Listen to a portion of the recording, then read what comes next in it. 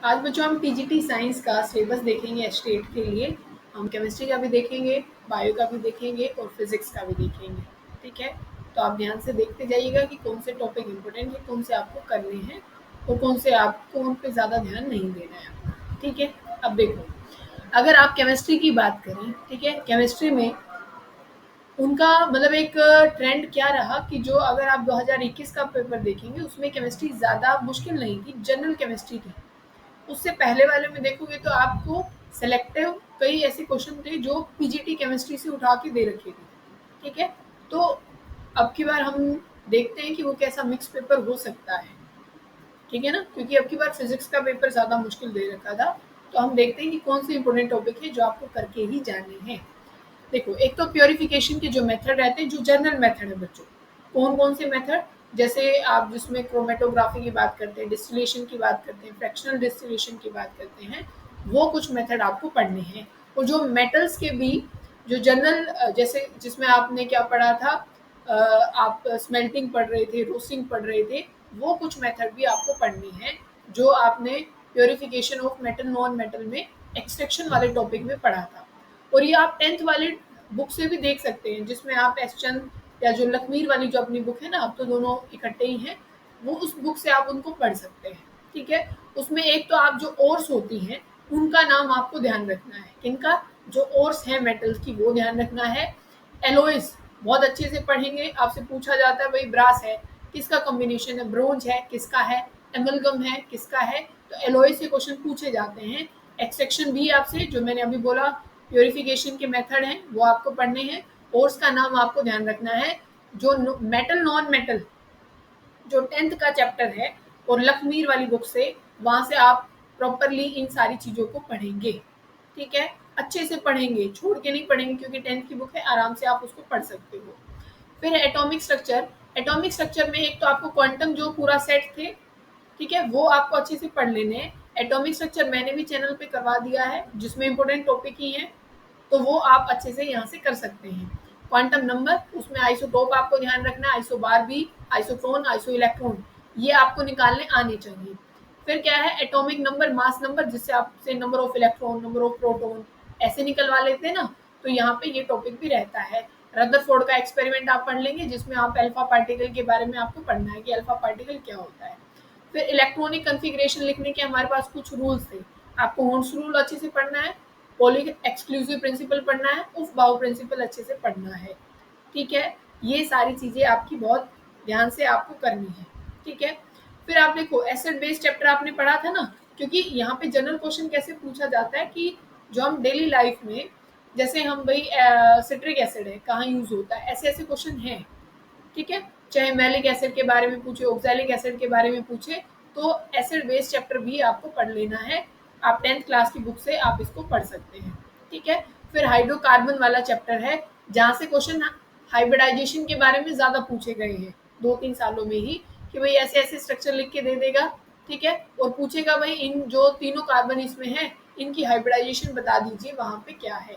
ठीक है, वैसे तो आप एल्केन, एल्कीन, एल्काइन की हैं, वो भी वहाँ पे है। अगर आपको मतलब पढ़ना है तो ये भी मैंने यहाँ चैनल पे वीडियो बना दी है, सिर्फ 35-36 मिनट की वीडियो होगी, आपका पूरा हाइड्रोकार्बन कवर हो जाएगा। ठीक है, पॉलीमर है, पॉलीमर से भी आपको क्या दे देंगे, पॉलीमर दे देंगे, मोनोमर उसका पूछ लेंगे, तो ये भी यहाँ से इंपॉर्टेंट रहेंगे। पॉलीमर चैप्टर भी हम कवर कर चुके हैं बच्चों, आपको करना हो तो। ठीक है, और उसमें सोप और डिटर्जेंट वाला जो टॉपिक है वो भी अपने आप में इम्पोर्टेंट है टॉपिक, आपको वो भी पढ़ना है। केमिस्ट्री इन एवरीडे लाइफ, इसकी वीडियो भी मैंने डाल दी, 12-13 मिनट का है, आप इसको पढ़ लेंगे, जिसमें आपको एक तो दवाइयों के नाम ध्यान रखने हैं। ठीक है, केमिस्ट्री इन एवरीडे लाइफ, इसी में सोप और डिटर्जेंट वाला टॉपिक भी आता है। ठीक है ना, और वहाँ पे जो शुगर है, शुगर वाला टॉपिक है ना, जिसमें आपने एस्पार्टेम, एस्पार्टिक एसिड, वो सब कुछ पढ़ा है, तो वो भी आप यहाँ से पढ़ेंगे। फिर कौन सा है, हेलो एल्केन, हेलो एरीन। देखो ऑर्गेनिक के कौन कौन से चैप्टर हैं, एक तो हेलो एल्केन है, हेलो एरीन है, ये तो एक ही चैप्टर है हमारे पास। फिर एल्कोहल ईथर वाला है। फिर अपने पास जो एल्डिहाइड कीटोन कार्बोक्सिलिक है। फिर अपने पास नाइट्रोजन है। ठीक है, आपको क्या करना है, आपको एक तो नेमिंग रिएक्शन सबकी पढ़नी है बच्चों, क्या पढ़नी है, सबकी नेमिंग रिएक्शन, क्योंकि साथ साथ में फिर आपके रिएजेंट भी हो जाएंगे इसी के साथ। और फिर एक आपको ऑर्गेनिक टेस्ट जितने भी होते हैं, ऑर्गेनिक के टेस्ट है ना, वो सब कुछ आपको पढ़ने हैं।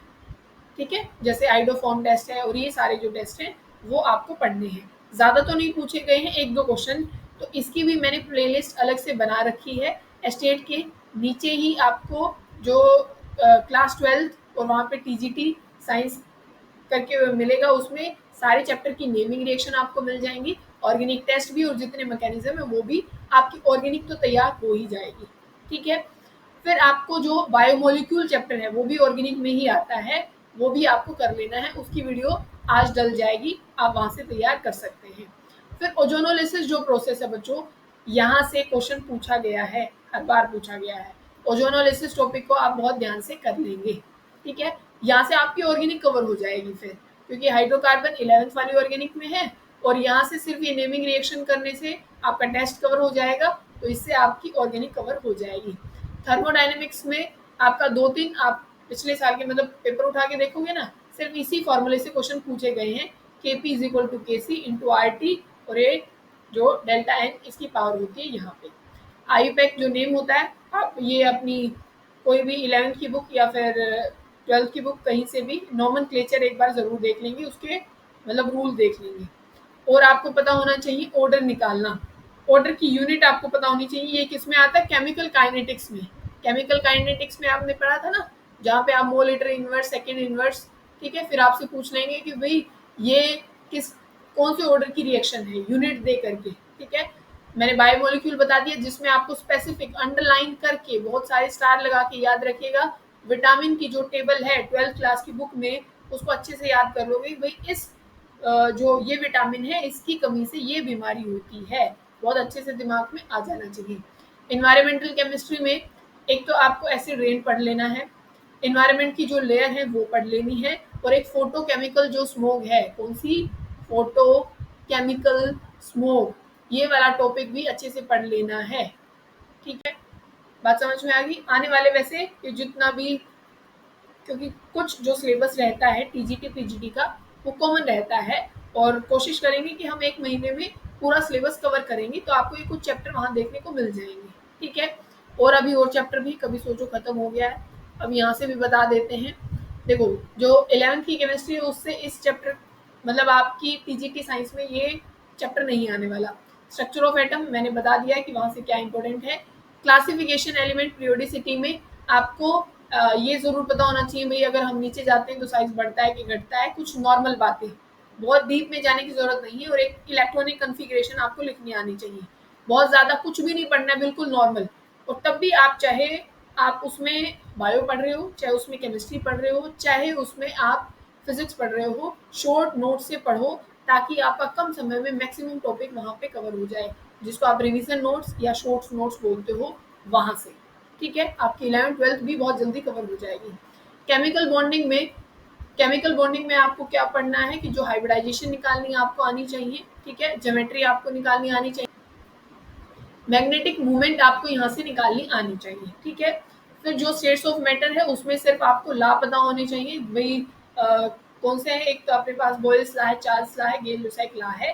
सिर्फ जनरल ये बात पता होनी चाहिए, और कुछ भी पढ़ने की जरूरत नहीं है। 3 ला ये आप पढ़ लीजिएगा, एक और पढ़ लेना एवोगैड्रो लॉ। ठीक है, ये 4 लॉ हो गई, ये आपको यहाँ से पढ़नी है। थर्मोडायनेमिक्स मैंने बता दिया, वो एक फार्मूला आपको ध्यान रखना है। इक्विलिब्रियम आपको नहीं पढ़ना है। रेडॉक्स में सिर्फ आपको बैलेंसिंग पढ़नी है, क्या रिएक्शन करनी आनी चाहिए? बैलेंस रिएक्शन करनी आनी चाहिए। हाइड्रोजन आपको नहीं पढ़ना, एस ब्लॉक आपको नहीं पढ़ना, पी ब्लॉक आपको नहीं पढ़ना है, क्योंकि इतने साल में कुछ पूछा नहीं गया है। ठीक है, और आपके पास प्रॉपर समय हो तो आप शॉर्ट नोट्स इनके एक बार रिवाइज कर सकते हैं, पर पूछा नहीं गया है बच्चों। ठीक है, तो आपको टेंशन लेने की जरूरत नहीं है। हाइड्रोकार्बन का मैंने बता दिया, हमारे केमिस्ट्री जो है वो पूछी जाएगी, पढ़ना है। ठीक है, सॉलिड स्टेट की एक बार शॉर्ट नोट से रिवीजन ले लेनी है। ठीक है, क्योंकि उसमें आपका जो सॉलिड स्टेट है उसमें जो आपके पास वो सेल्स होती हैं, ट्राइक्लिनिक, मोनोक्लिनिक, ठीक है, हेक्सागोनल, उनका जो रिलेशन होता है आपस में वो पूछ लिया जाता है, या फिर वही जो डी का रिलेशन होता है, वही A/2, ये सब कुछ पूछ लिया जाता है। इसमें अपना बॉडी सेंटर में, या फिर अपना जो फेस सेंटर्ड है, या सिंपल क्यूबिक है, ठीक है, या नंबर ऑफ एटम कितने कंसिडर किए जाते हैं। तो जो जनरल चीज़ें हैं स्टेट्स ऑफ मैटर की, वो आपको पता होनी चाहिए। सॉल्यूशन में भी मोलैरिटी, मोलैलिटी, नॉर्मेलिटी, इनके फॉर्मूले आपको पता होने चाहिए। ठीक है, इलेक्ट्रोकेमिस्ट्री में थोड़ी सी कंडक्टेंस के बारे में, और जो कॉलरस लॉ है और जो फेराडे लॉ है, एक दो चीजें आपको उसकी पढ़नी है, पूरा आपको नहीं पढ़ना है। डीप बिल्कुल नहीं पढ़ना, शोर नोट उठाओ, ये दो तीन टॉपिक जो मैं बता रही हूँ उनको पढ़ना है, अंदर घुसने की कोई जरूरत नहीं। केमिकल काइनेटिक्स मैंने बता दिया, ऑर्डर की यूनिट याद हो जानी चाहिए, वहां से पूछा जाता है। सरफेस केमिस्ट्री बिल्कुल जर्नल, एक दो बात जो मतलब आप शॉर्ट नोट्स उठाएंगे, एक रिवीजन फटाफट ले लेनी है। सरफेस केमिस्ट्री में क्या है, क्वेश्चन यहाँ से भी पूछे नहीं गए हैं प्रीवियस में, बिल्कुल भी। आपका मन करे तो जरूर पढ़िएगा, नहीं है तो छोड़ दीजिएगा, ठीक है। और एक खास बात, 10th क्लास जितने भी आपकी केमिस्ट्री में जनरल फॉर्मूले होते हैं ना बच्चों, कि भाई जैसे आपने 10th में एसिड बेस वाला चैप्टर था शायद हमारा, या नॉन मेटल वाला था, उनके लास्ट में हमने क्या पढ़ा था, देखो एसिड बेस सॉल्ट वाला, हाँ एसिड बेस सॉल्ट वाला जो चैप्टर था, उसमें आपने लास्ट में ये लिखा होता था भाई अपने पास CSO4 है और 2H2 है। तो ऐसे ही जो भाई इसका जनरल नाम बताओ क्या है, इसका कॉमन नेम बताओ, इसमें वाटर ऑफ क्रिस्टलाइजेशन कितनी है ये बताओ, तो ये ज्यादा इंपॉर्टेंट है, ऐसे क्वेश्चन पूछे जाते हैं, ठीक है ना। तो 10th की बुक का जो एसिड बेस सॉल्ट है वो चैप्टर बहुत अच्छे से लास्ट तक अच्छे से समझ रहे हो ना, अच्छे से सब कुछ पढ़ना है, कितनी वाटर ऑफ क्रिस्टलाइजेशन है, कॉमन नेम क्या है, किस चीज के बनाने में यूज किया जाता है, ये सब कुछ अच्छे से पढ़ लेना है। आइसोलेशन वाला चैप्टर मैंने बता दिया कौन कौन से पार्ट करने हैं ऊपर ही। और ये पी ब्लॉक डी ब्लॉक आपको सिर्फ कन्फिग्रेशन ध्यान रखनी है, ठीक है। 30 तक एटॉमिक नंबर और उनकी कन्फिग्रेशन ये ध्यान रखनी है, और आपको कुछ नहीं पढ़ना है ना इसमें। हेलो एल्केन और ये सारा मैंने बता ही दिया, ऑर्गेनिक कैसे आपको कवर करनी है, और बायोमोलिक्यूल पॉलीमर और एवरीडे लाइफ ये वाला भी मैंने बता दिया, ठीक है। 11th का भी बता दिया है, 12th का भी बता दिया है, और जो मेन टॉपिक है 10th से जो आपको पूरे कवर करने हैं वो भी आपको पता होने चाहिए, ठीक है। अब बात करते हैं बायो की। बायो में अगर आप बात करें बच्चों, तो देखो, एक तो आप जो 9th क्लास की जो आपकी बायो है ना, उसको आपको बहुत अच्छे से पढ़ना है। अब मैक्सिमम बायो कवर वहां से कर सकते हैं, बात समझ गए ना। 9th क्लास की एक तो वहां से जो सेल वाला चैप्टर आप पढ़ने वाले हैं, और एक आप पढ़ने वाले हैं वहां से टिश्यू वाला चैप्टर कंप्लीट, ठीक है, जिसमें आप ये पूरा स्ट्रक्चर आपकी मतलब वो कंप्लीट हो जाएगी, जो कि यहाँ पे फ्लावरिंग प्लांट्स की मॉर्फोलॉजी और इस सब कुछ में आता है, पैरेन्काइमा स्क्लेरेन्काइमा सारे टिश्यू, और जो अपना उसमें जाइलम फ्लोएम सब कुछ कवर हो जाएगा। और ये वाला तो पूरा टॉपिक अपने आप में बहुत ज्यादा इंपॉर्टेंट रहता है, जहाँ पे टेक्सोनॉमी के एक तो भाई आपने देखा होगा ना, पूरा हम पढ़ते हैं स्पीशीज है, जीनस है, फैमिली है, ऑर्डर है, भाई इनको अपने एक हायरार्किकल ऑर्डर में लगाओ, ठीक है। फिर आपको पूरा जो क्लासिफिकेशन की गई है पांचों उसमें, उनके भी किस में तो रेडियल सिमेट्री है, किस में बायलेटरल सिमेट्री है, ये सब कुछ आपको 9th की बुक में ही मिल जाएगा, आपको ऊपर किसी क्लास की बुक उठाने की भी जरूरत नहीं है। पर पर कौन सी बुक उठानी है लखमीर वाली बुक, ठीक है। उसमें आपको बहुत अच्छे से सारा डाटा मिल जाएगा। कौन कौन से चैप्टर आपको वहां से पढ़ने हैं, एक तो पूरा जो डाइवर्सिटी एंड क्लासिफिकेशन वाला पूरा जो चैप्टर है वो वहां से आपका कंप्लीट हो जाएगा, ठीक है। एक टिश्यू कंप्लीट वहां से, और बच्चों अच्छे से, मैंने बोला अच्छे से, तब जाके, ऐसे नहीं तब आपको लगेगा कि नहीं ये तो 11th क्लास से आया हुआ है। अगर आप उसको ध्यान से पढ़ोगे तो आपको उसी बुक में से ही मिलने वाला है। तो टिश्यू, सेल, सेल तो आप 11th की बुक से पढ़ोगे तो वो भी आपका मतलब वहाँ आसानी है, कोई मुश्किल नहीं है। और 9th की बुक से भी आपको बहुत अच्छे से पढ़ना है, तो एक बार 11th की NCERT, और अगर 9th वाली बुक से पढ़ना है तो जो अपनी एस चंद की या जो लखमीर वाली बुक है वहां से प्रेफर करोगे, ठीक है। फिर फ्लावरिंग प्लांट में जो मॉडिफिकेशन वाला है ना बच्चों, कि भाई अगर जो अनियन है वो किसकी मॉडिफिकेशन है, अंडरग्राउंड, वो कई एग्जांपल दे देंगे, उसमें पूछेंगे इनमें से अंडरग्राउंड रूट कौन सी है, इनमें से स्टेम कौन सी है, ऐसे ऐसे जो मॉडिफिकेशन वाले क्वेश्चन है वो पूछे जाएंगे, ठीक है। बच्चों ये सबसे ज्यादा इंपॉर्टेंट है, ये जो सेल साइकिल और सेल डिवीजन है, इसमें से पूछ लेंगे भाई जो पोलर बाईपोलर जो चीज दिखाई देती है, वहां पे जो फाइबर दिखाई देते हैं वो कौन सी स्टेज में दिखाई देते हैं भाई, वो फेजेस अलग अलग से हमारे पास लिख देंगे, उनमें से कौन से फेज में दिखाई पड़ेगा। तो आपको ये वाला चैप्टर बहुत अच्छे से पढ़ लेना है, और शॉर्ट नोट्स आपके पास हैं तो उससे तो बेस्ट कोई भी बात नहीं है। जो भी चीज पढ़ोगे शॉर्ट नोट से पढ़ो, आपका सिलेबस मैक्सिमम कवर होगा, रिविजन नोट के उससे आप मैक्सिमम सिलेबस अपना कवर कर सकते हैं, ठीक है। फिर मिनरल और न्यूट्रिशन में जो भाई कोई भी वो न्यूट्रिएंट का नाम लिख के देंगे भाई ये किसकी वजह से मतलब होता है, ये एक जनरल क्वेश्चन भाई सोडियम है या पोटेशियम है, ऐसे ऐसे क्वेश्चन आपको मिल जाएंगे। ठीक है। ट्रांसपोर्टेशन इन प्लांट्स, देखो एक तो जो स्टोमेटा वाला टॉपिक है ना बच्चों, और जैसे हम अपना पढ़ते थे 10th क्लास में इसको लाइफ प्रोसेस के नाम से, उसमें अपना सारा क्या आ जाता था, प्लांट्स का भी एनिमल का भी, उसमें चाहे ट्रांसपोर्टेशन हो, चाहे उसमें उनका सर्कुलेशन हो, डाइजेशन हो, वो सारे टॉपिक एक तो आप उसको 10th से बहुत अच्छे से पढ़ लोगे। ठीक है। और 11th में आप क्या करने वाले हैं, एक तो ये फोटोसिंथेसिस इन हायर प्लांट, क्योंकि वो पूछेगा, एग्जांपल दे देगा, उनमें से पूछेगा कि इनमें से C2 प्लांट कौन सा है, C4 प्लांट कौन सा है। ठीक है। या आपने क्रेंच एनाटमी ये सब कुछ देखा होगा, वो पूछेंगे, तो आपको फोटोसिंथेसिस इन हायर प्लांट्स ये पढ़ लेना है। फिर मैं बच्चों आपको फिर से बात कह रही हूँ, शॉर्ट नोट्स उठाओ, नोट से इनको पढ़ो, आप मैक्सिमम सिलेबस कवर कर लोगे अपना। ठीक है। फिर जो आपका डाइजेशन एब्जॉर्प्शन है, ये तो अपने आप में इम्पोर्टेंट है, क्योंकि एंजाइम भी आपसे पूछे जा सकते हैं, और अपने लंग्स के बारे में भी वही तब रेस्पिरेशन किया जाता है तो वहाँ पे कॉन्ट्रैक्ट होता है, रिलैक्स होता है, इन चीज़ों के बारे में आपसे पूछ लिया जाएगा। मतलब बहुत डीप नहीं क्वेश्चन जाता। ठीक है। डीप जहाँ पे जा रहा है मैं वो बता दूंगी, ये कम्प्लीटली आपको पढ़ना है। जैसे मैंने टिश्यू वाला बताया आपको, पूरा जो डाइवर्सिटी वाला चैप्टर है उसकी डिटेल आपको पढ़नी है, वो ध्यान से पढ़ना है। ठीक है। फिर जो आपका मतलब अपना जो माइंड वाला है ना सारा, मतलब ब्रेन वाला जो पोर्शन है सारा का सारा, वहाँ पे एक तो हॉर्मोन्स बहुत अच्छे से पढ़ लेनी है, कि कौन से हार्मोन मतलब कहाँ से रिलीज होता है और उसका फंक्शन क्या है, ये सब कुछ पढ़ लेना है। एक्सक्रीटरी प्रोडक्ट मतलब जो एक्सक्रीशन वाला टॉपिक है वो भी आपको पढ़ना है। सर्कुलेशन मतलब जो ब्लड है, ब्लड भी आपको बहुत अच्छे से पढ़ना है। ठीक है। ये पढ़ना है। ठीक है। फिर कौन सा है आपके पास, केमिकल कोऑर्डिनेशन, इसमें मैंने बता ही दिया आपको क्या पढ़ना है। ब्रेन जो है, ये आपका 10th क्लास में भी था ये चैप्टर। ठीक है।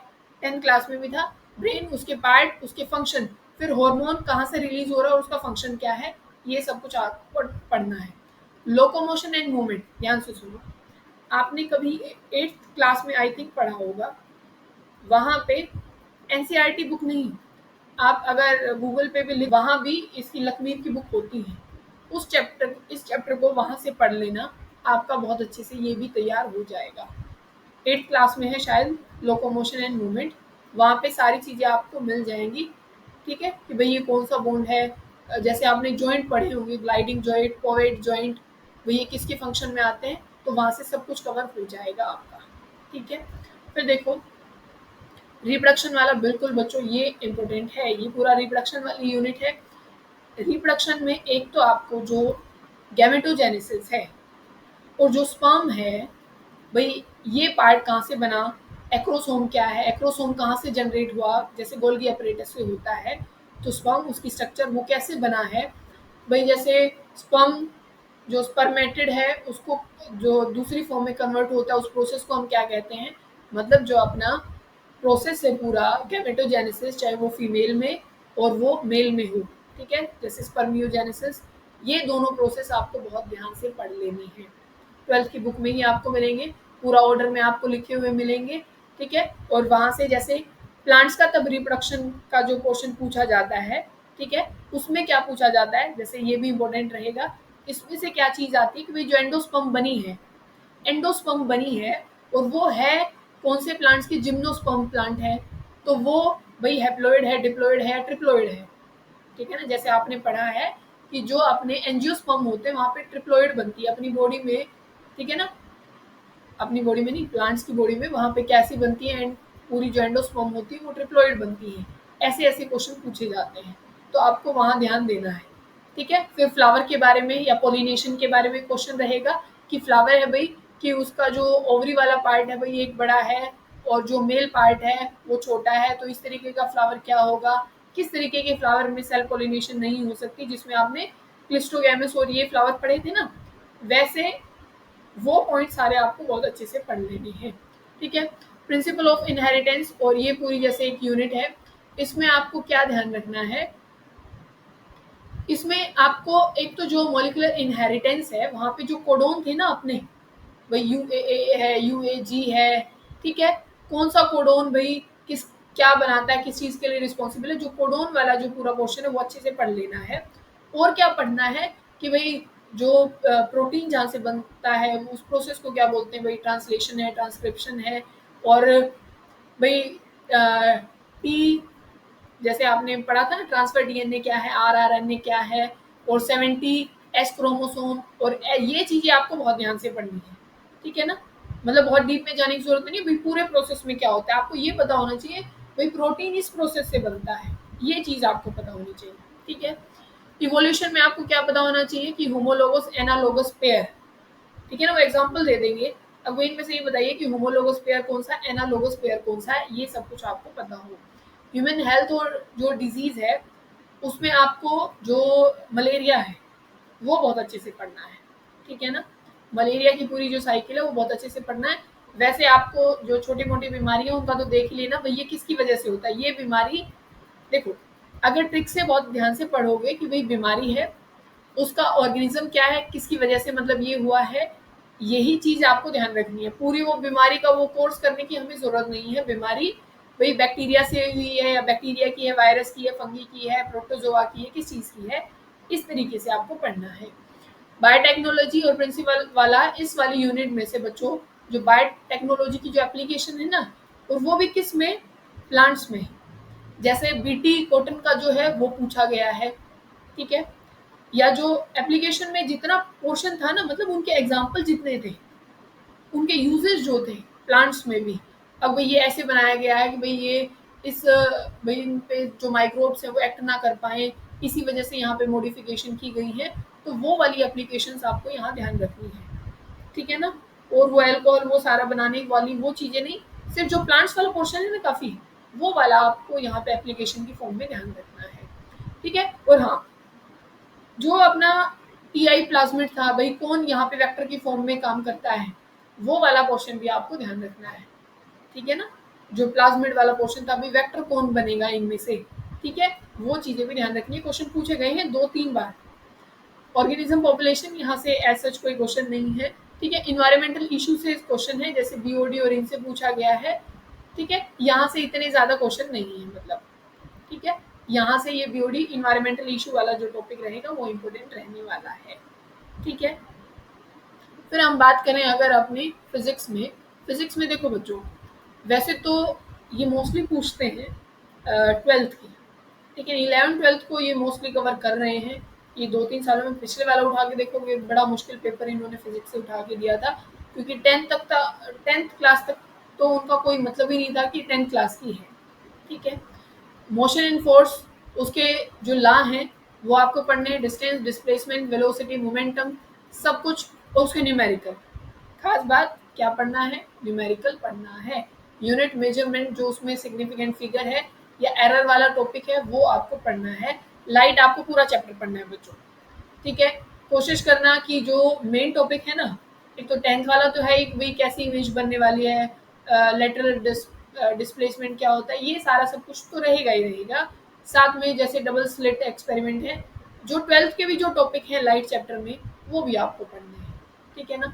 यही यहाँ पे खराब बात है कि यहाँ बहुत मतलब 12th के पूरे ज़्यादा टॉपिक कवर कर रही है फिजिक्स, वो भी न्यूमेरिकल पोर्शन के साथ, ठीक है ना।